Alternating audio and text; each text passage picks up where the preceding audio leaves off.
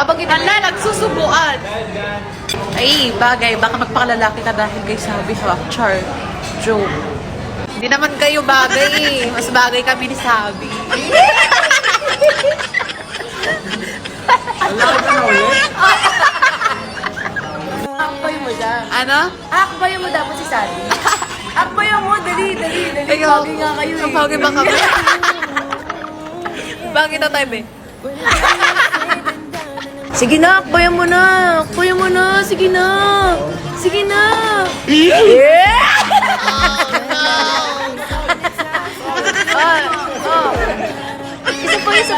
Isa pa.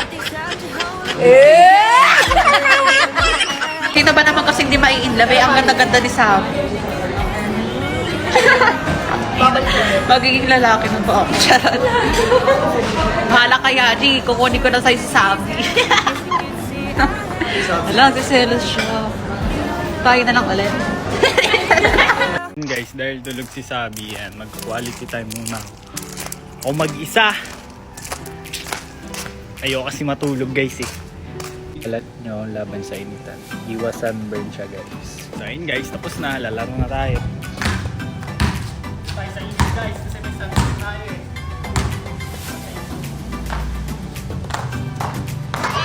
Galing! Shooter! Ayan guys, yung dalawa.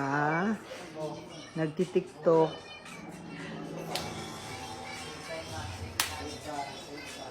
Wow. BFF na ba kayo? Ha? Sabina, BFF na kayo, nak? Hindi mo na agawin si Aji? Blight? Hindi mo na agawin si Aji? Dapat lang.